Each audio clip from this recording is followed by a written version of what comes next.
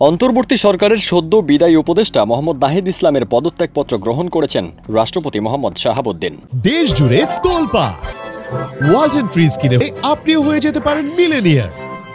মন্ত্রিপরিষদ বিভাগ থেকে জারিকৃত এ সংক্রান্ত একটি প্রজ্ঞাপনে বলা হয়, অন্তর্বর্তী সরকারের ডাক, টেলিযোগাযোগ ও তথ্য প্রযুক্তি মন্ত্রণালয় এবং তথ্য ও সম্প্রচার মন্ত্রণালয়ের উপদেষ্টা মোহাম্মদ নাহিদ ইসলামের পদত্যাগপত্র রাষ্ট্রপতি গ্রহণ করেছেন। এর আগে 25 ফেব্রুয়ারি দুপুরে প্রধান উপদেষ্টার কাছে পদত্যাগপত্র জমা দেন নাহিদ ইসলাম। আগামী 28 ফেব্রুয়ারি যে রাজনৈতিক দলের আত্মপ্রকাশের ঘোষণা হয়েছে তার নেতৃত্বে থাকবেন তিনি। এর আগে অরাজনৈতিক সংগঠন বৈষম্য বিরোধী ছাত্র আন্দোলনের সহ সমন্বয়ক রিফাত রশিদ জানান, সরকারের দায়িত্বশীল পদে থাকলেও পদ ছেড়ে আসতে হবে।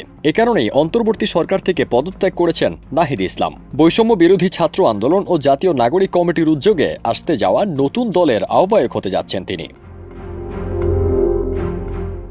প্রধান উপদেষ্টার কাছে পদত্যাগপত্র জমা দেওয়ার পর নাহিদ জানান, দেশে পরিবর্তনের আকাঙ্ক্ষা বাস্তবায়নে সরকারি থাকার চেয়ে রাজপথে থাকলে বেশি ভূমিকা রাখা যাবে।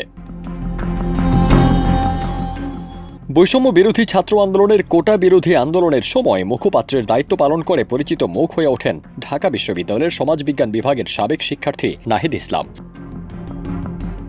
ফারদিন সানি, দেশ রূপান্তর।